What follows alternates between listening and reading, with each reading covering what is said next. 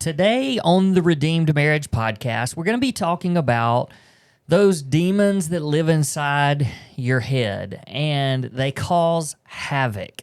So if you have had trauma in your marriage, then you, whether you are the betrayed or the betrayer, there are just thoughts that go on sometimes nonstop, especially early on. And today we're going to be talking about those thoughts and how you can handle it, how you can deal with it, and just the best way to get rid of the enemy when he's trying to reside in your head. So stay tuned. Hello, folks. Welcome back to the Redeemed Marriage Podcast. This is Rusty and Heather Bryant, and we're glad to be back with you in an actual like a real podcast setting, because last week was a little bit different. If you didn't get a chance to listen, please go back and check that out. We actually did a live recording of our marriage mentoring session, and it was really a lot of fun just to invite our listeners into that group of people.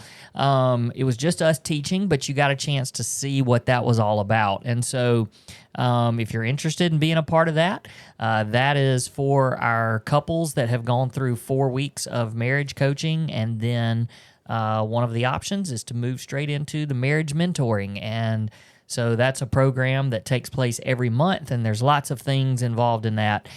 So we'd love for you to consider that and be a part of that if you are interested. But today we are experimenting. Yeah, we are. With our new podcast setup. And you guys can't see it yet because it's not finished. And Cassie on Design, if you need to check her out on social media, but she has been transforming our upstairs into our podcast studio and our video studio, counseling/coaching studio. And it's looking incredible. But our podcast table got built. It's not finished. And it's not quite finished. She might listen to this and might realize that we are cheating and we're using it for this week's podcast. But it's really cool. It's great. It's functional. And once she finishes it, which it'll probably be maybe 2 weeks, maybe, let's see, 1, 2, probably 3 more podcasts that we'll do. And then we're going to actually start including video because we've got it all set up for that. It's going to be great. Yep. And you know what's awesome about this, my favorite part of this table, are these chairs. Yeah, because you're just swiveling back and forth on this. Swiveling. And not only that, but like it's comfortable. You know, our podcasts have always been about 30 minutes. That's because our butts went numb after 30 minutes in those chairs we used to have. Everything's just comfy and cozy. So and pretty. So yeah, for those of you that have marriage coaching with us this week, we're going to be in our setting. It's not completely through, but we'll be over there. There's not all the cute stuff with the lamps and all that. But we got our... got our chairs. Yeah, it's going to be neat. So yeah, we're excited about transformation. And so many of you are a part of this happening because you have supported the ministry in different ways. And it's just helping us to grow and get the message of hope to marriages out there even more. So today, the reason why we are, we always pull topics that you guys ask about. And, we have not too long ago did our new survey. And when in going through that survey, but then also talking to so many couples that we do coaching with and just that write in or send us messages, so many people get stuck in trying to deal with what's going on inside their head. And it seems like a never-ending battle. And for those of you that have had some sort of trauma in your marriage, some sort of betrayal, whether that's infidelity, whether that's pornography, whether that's just some other type of mistrust that's dealing with addictions, or just there's so many things that we could list. And of course, you guys know our story because we've walked through infidelity 12 years ago. And so we're coming from that angle, but you can insert your story into this because I know that so many of you are going to fall into just having to battle this and having battled with it at some point in your marriage, or maybe you're still going through that. And we don't want you to get stuck there because we found freedom from those the demons, the enemy wreaking havoc with our mind and our thoughts. And so we want you to experience that same freedom because you can. You can. There is hope. Yeah. And, as I hear you talking about it and I think about our story and then also a lot of the people that we are journeying with, I think sometimes you feel like you're past that and then something comes up and it sets you back. And you're like, I really thought we were past that, or I thought we were doing better in this area. But then, something hits you and you're like, gosh, we're not doing perfect, or we're not doing great, but we're, not doing as good as I thought we were doing, I think is what I was trying to say. In that I think that mentally you sometimes are battling and working really hard and you feel like you're in a great place. And then the enemy whispers and says, yeah, you're not, and it gets you kind of discouraged. Well, the bottom line is that the enemy wants to get inside your thoughts, and he wants you to stay there. He wants you to camp out there because he knows that your thoughts have the ability to drown you. And if you can't figure out how to battle those thoughts and battle the demons inside your mind, then it's gonna cause you to slide backwards every time. Yeah.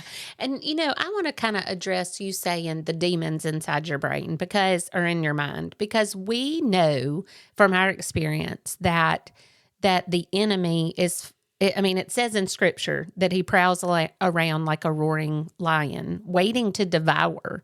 Like he wants to destroy marriages, because if he can destroy marriages, he can destroy families. And if he destroys families, he can destroy generations, like generations, and then churches, and then communities. It's like that is his goal, is to destroy all of those things.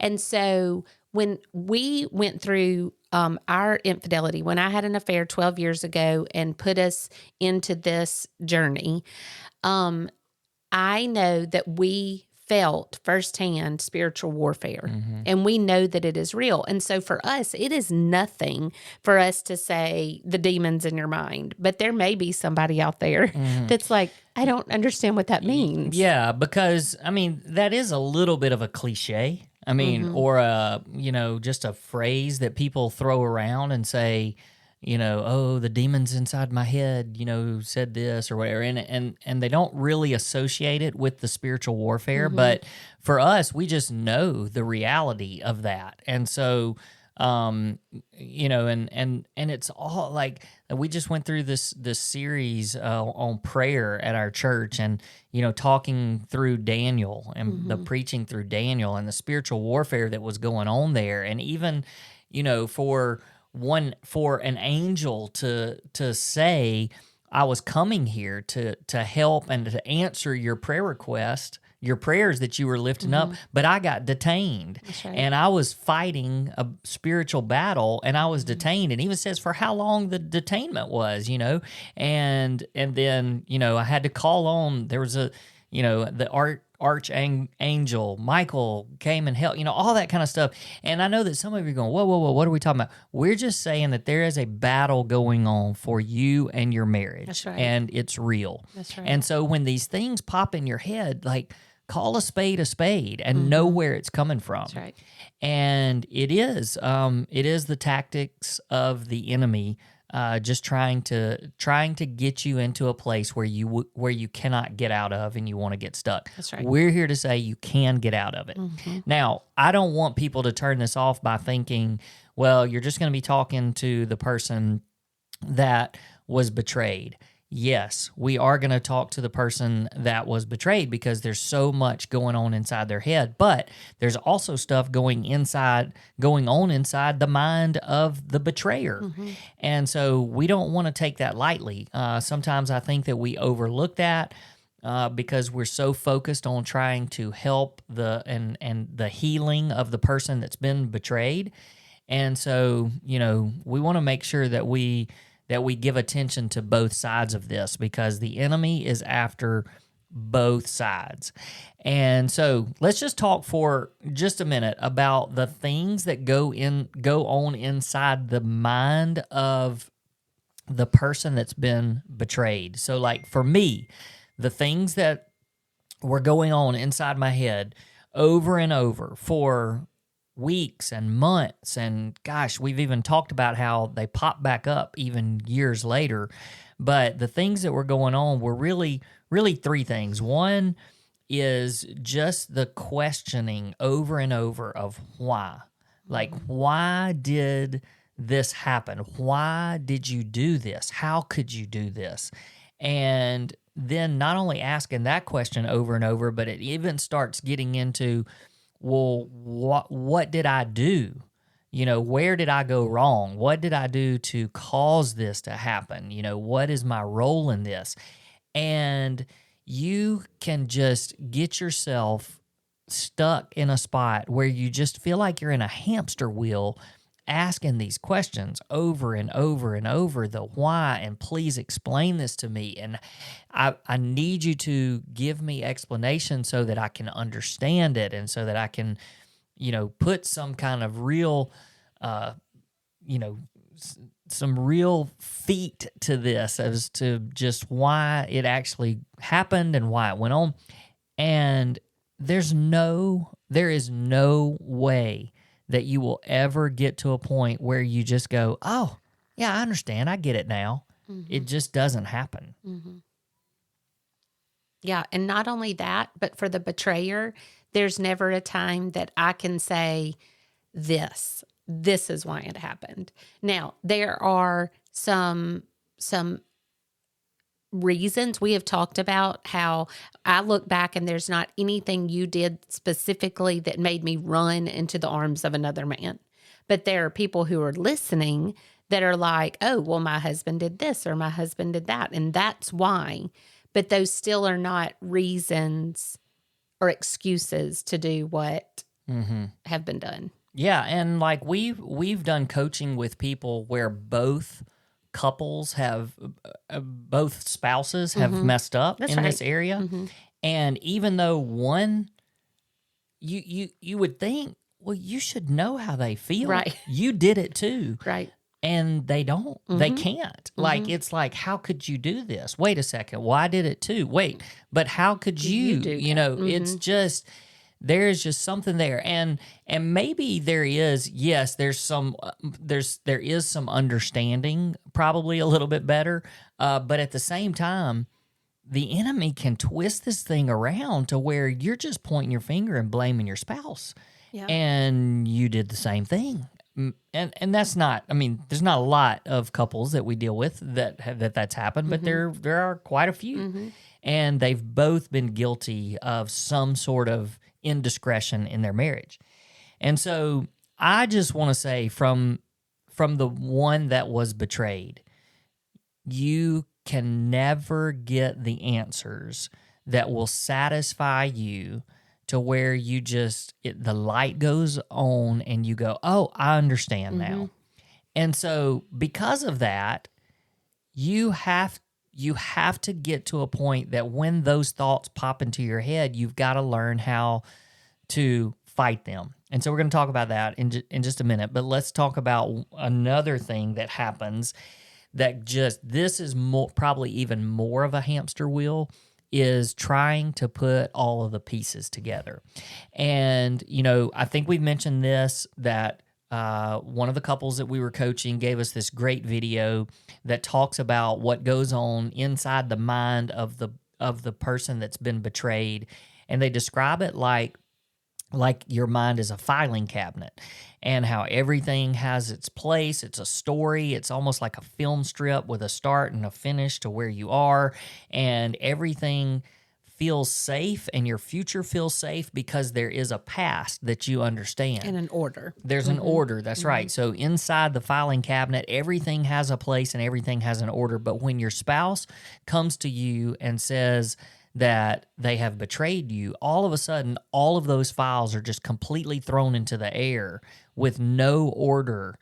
And the film strip is all cut up and it's not what you thought it was. And so then you spend days and weeks and months trying to put that filing cabinet back in order and constantly trying to put pieces together, this timeline of, okay, well, you know, and like for you, when you came to me, it was a short amount of time, but even for a short amount of time, I could not put the pieces together.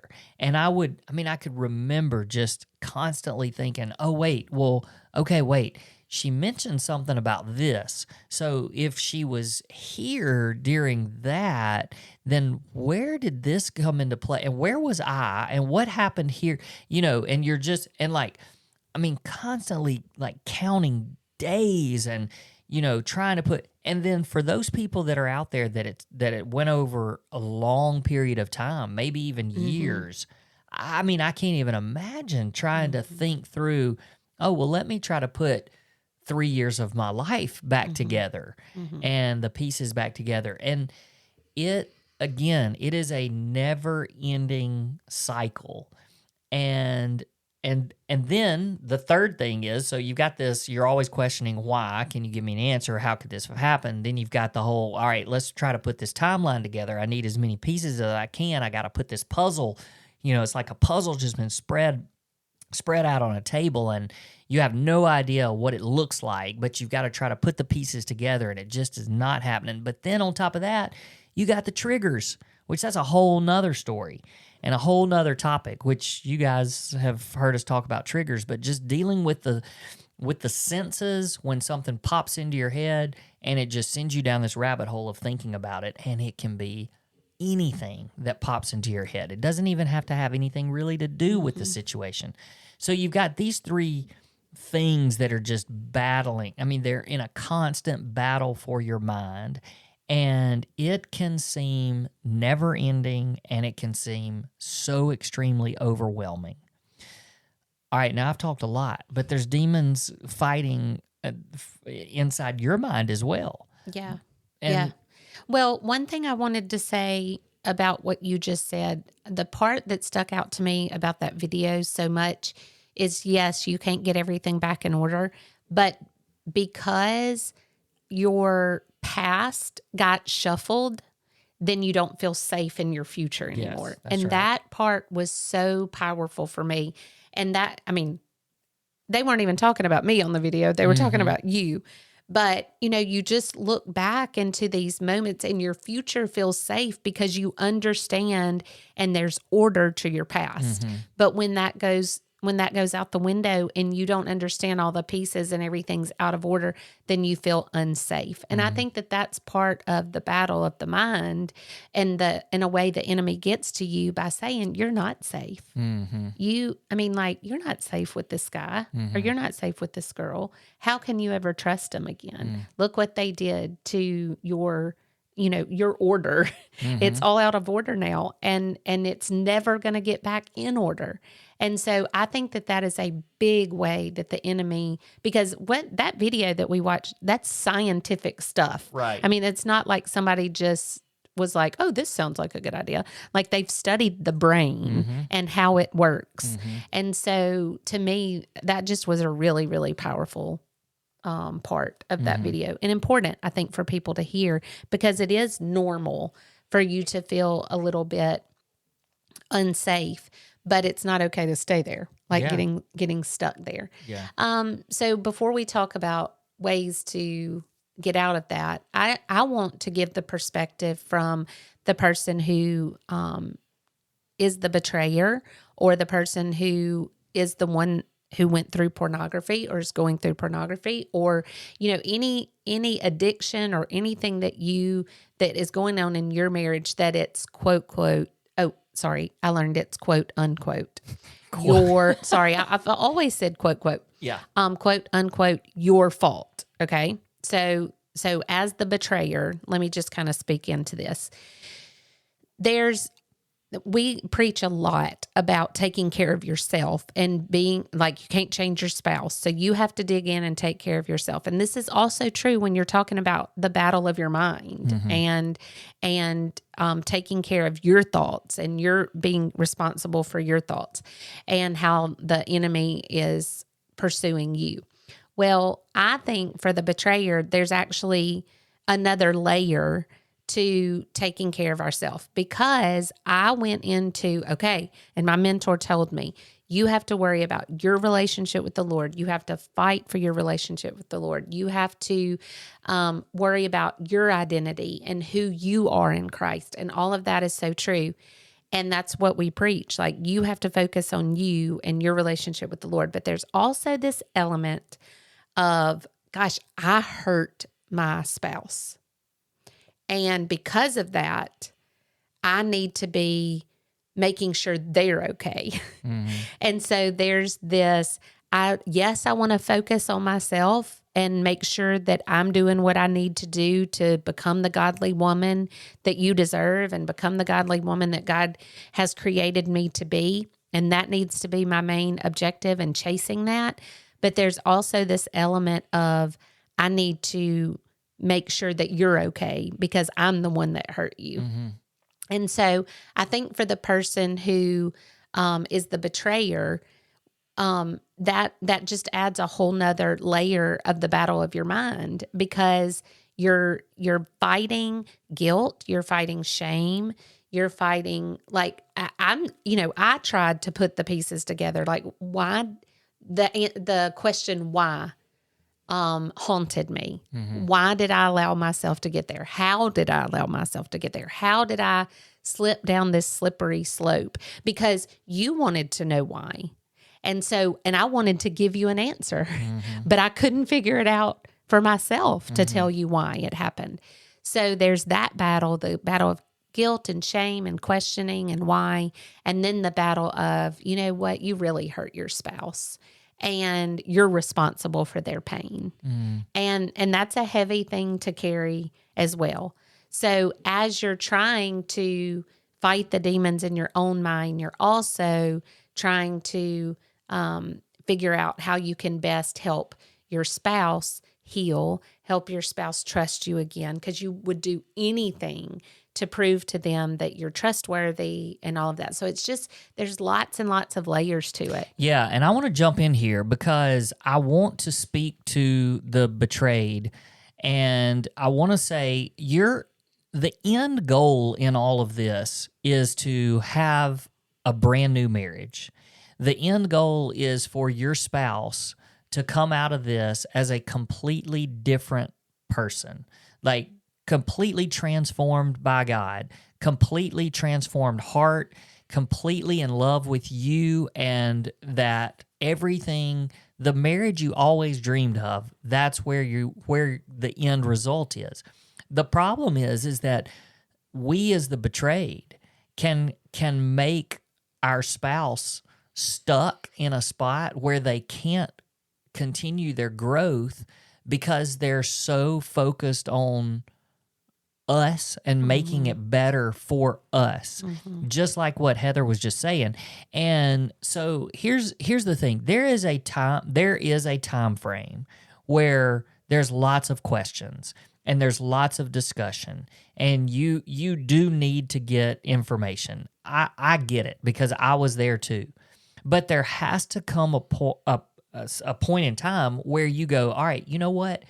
Every time I bring this back up, or every time I question the why, or I try to put the timeline together, then it's taking away from your spouse being able to become that person that you want them to be. And so as much as you're trying to heal and you think that you're trying to heal through all of these answers and things, you're really just slowing down the process of what needs to be happening inside your spouse's heart. And so, yes, you need some of that, and there is a time for that. But the end result, like I said, is your spouse becoming a different person. And don't be a hindrance to that because of what's going on in your mind. You have to learn to fight the battles of your own mind instead of dragging your spouse into it, because then your spouse is stuck fighting two battles. That's right. And there's no way that they can fight both of those battles. And so there are times where the betrayer finally just comes and says, I don't know if I can continue this. Like, this is too much. And we as the betrayed are thinking, well, you brought this on yourself. It's that kind of attitude. But I'm just saying, the end result, we're the ones that are hindering it from actually happening. And one of the books that we've talked about a couple of times on here, it's the Harrison Scott Key book that's a little bit weird, and we've talked about it before, that it's it's one of those, you're like, should we recommend this or not? But it's got the comedy part to it, but it is about infidelity and a story of betrayal. And I love that he said in the book that people, or actually this might have even been in a podcast that I heard him talk about it, but people were like, how in the world were you ever able to get past it? And really one of his simple answers was, well, I got to a point where I realized that the person that she was now and the person that she was becoming was not who she was when she made those mistakes. Right. And so when you can start to look at it that way, you can start giving more and more grace, and there's more and more freedom to not have to drag your spouse into the battles of your mind. Now, go ahead. Well, I was going to say, oftentimes we talk about how the enemy got to me and used him to damage our marriage. Because of what I did, the enemy used me to hurt our marriage. And once I started healing and I started chasing after the Lord with everything I had and becoming that new person that you're just speaking of, like I was becoming somebody new. Well, the enemy was like, well, crap, I didn't win that battle. And so he looks for something else and another way. And another way he could have used you is if you kept bringing it up, holding it over my head, saying I can't get past this. And then that would be him using you to continue hurting our marriage and not for us not to be able to move forward and glorify God with our marriage. And if you had done that, if you had said, I just can't get past this, I keep remembering it, just all of those things that we hear people say, then that would be the enemy yet again winning the battle for our marriage instead of us being able to move forward and glorify God with our marriage. Well, and people may be going, well, how do you get that out of you? I mean, like, how do you stop thinking about it? How do you get it out of your mind? And I'm just going to tell you, 12 years later, it still comes up. But I don't bring it up and make you fight that battle for me because I'm saying inside of my mind, that's not who she is now. Why would I allow and give any space in my mind for that? It comes up. I mean, now it may be once a week that something pops in, something triggers me, and I think about it. And I'm just like, I'm not giving this to the enemy. But don't you think that there are people out there that will think, I'm not battling this by myself. She's the one that caused this. I'm bringing her in on this. Yeah. And so that we can, talk about it and it's just rehashing it over and over and over again. And I think that takes a level of spiritual maturity that people you can have. It's not that's right. It's not because like, you're growing too. Yes, like absolutely. as I'm watching you grow, I'm having to grow as well. That's right. And that's the key. I mean, both of you have to be have to be growing and growing spiritually and becoming new people. And I had to become a new person. It wasn't just you, because if I had not grown even at the rate that you were growing, then yeah, I'd have just wanted to just suck you back into everything that I was dealing with and everything I was fighting. That's right. And we're kind of at this point where it's like, have we talked about everything we need to talk about? Well, we have to go a few more minutes because... Yeah, well, here's what I want to do. I want you to close with a story or relating it to something else that I've heard you tell so many times, because I think that applies to both sides when you relate it to your cancer journey. Yeah. But before we go there, really quick, and we're already past time, but it doesn't matter. I've told you before. We're having a good time. We're having a good time, and we're in charge of this podcast. That's right. So two things that your mentor told me. So Miss Penny, y'all have heard us talk about her several times. One of the things was when my mind was so cluttered and cloudy with so much, the timeline, all the questions, I started praying. This was crazy. I started praying that God would clutter my mind, like just scramble my mind so much that I wouldn't think about that kind of stuff. And I told Miss Penny, and she looked at me and she said, no. She said, you do not pray that you become more confused. You pray for clarity. You need the exact opposite of what's going on in your mind right now. And so I started praying for clarity, but not clarity for answers. I started praying just for a clarity of mind, to where my sights were set on God and what God wanted for our marriage. And so I shifted my thinking from, just confuse me and clutter me in a way where I don't think about that kind of stuff. No, it was, I want to think as clearly as I can. And what I started seeing in that clarity was how much you were changing and becoming the person that you were designed to be. The second thing is, I also said, this is also a Miss Penny thing, but I asked her, I said, how do I know that she's not going to do this again? And she grabbed my face and she said, you don't. And she basically said, you can live like this forever and you can wonder, is she going to do this again? Or you can say, you know what? I'm going to enjoy the person that she's becoming. I'm going to trust her. And I'm not going to live in this fear of, is she going to do it again? Because I can't control that. And there's nothing that I can do. Now, that leads straight into your story that you can close with. And isn't it just like God that 7 years later, was it 7 years later? I'm terrible at math. 5 years later. 5 years after she said that to you and you had to learn it, then I had to learn it. The exact same thing when I went through my cancer journey. So I found out in 2016 that I had breast cancer, and it was a year journey. It was 6 months of really hard chemo. Then I had a double mastectomy, and then I had 6 more months of a chemo that wasn't so hard, but it didn't make me sick and my hair started growing back and all of that. So a year-long journey of my life, and we knew that's what it was going to be. And then the cancer was gone. Now, praise the Lord, there are so many people out there that go through breast cancer that it's much longer than a year. But at a year, I knew that I was completely cured. There was no evidence of disease in my body. And so the celebration, you cannot imagine. The joy, the thankfulness, you cannot imagine.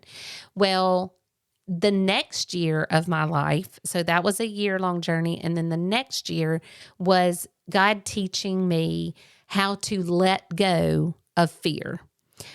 Because I lived in constant fear. Not, we joke now because now I'll have a headache and I'll be like, oh my gosh, what if it's something? And, and that still is reality. Like once you've had cancer, every, ache and pain and hurt, you're like, oh gosh, what if? But this was more of a constant fear. It was living in a way that I was having trouble thinking about other things. And God taught me in that season, in that year following my being cured of cancer is that I could live every single day and every week, month, and year fearing that I was going to get cancer again and I would miss out on life. And I looked back at that year, and it wasn't quite a year. It was about 9 months. And I thought, I have missed so much joy in this season because I'm living in fear. And I cannot control whether I get cancer again or not. There's nothing I can do. I can eat right. I can do all the things, but I can't control whether I get cancer or not. But what I can control is how I live each day that God has given me. And so I was able to look back and think, you know what? I'm not going to get to, I'm 7 years cancer free now. And I can't imagine getting to the 7-year mark and looking back and saying, oh my gosh, I've missed 7 years of my life because I'm in fear.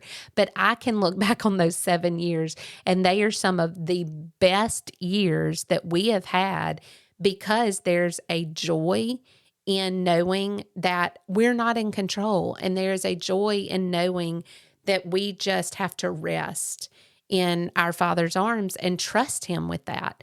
And guys, this applies to marriage so much because if you live in the what ifs, if you live in the what if he does it again, what if she does it again, what if he's back into pornography, what if that addiction's taken it, what if, then you are living in fear and you're stuck and you cannot move forward. You have got to live open-handedly. And it is my fighter verse, 2 Corinthians 10, 3-5. It says, for though we live in the world, we do not wage war as the world does. The weapons we fight with are not weapons of this world, but on the contrary, they have divine power to demolish strongholds. We demolish arguments and every pretension that sets itself up against the knowledge of God. And we take captive every thought and make it obedient to Christ. And so what we were just talking about, what Rusty does when those thoughts come in his brain now, and I'm going to be honest, I have thoughts of shame and guilt that come into my head, and we deal with them by taking them captive, making those thoughts, taking them captive and making them obedient to Christ, meaning what is going to honor God? What is going to glorify God in my thoughts? What is going to give me that marriage that I've always wanted? And it's not going to be digging up the same thing over and over and over and again and continuing to spin your wheels and stay stuck where you are.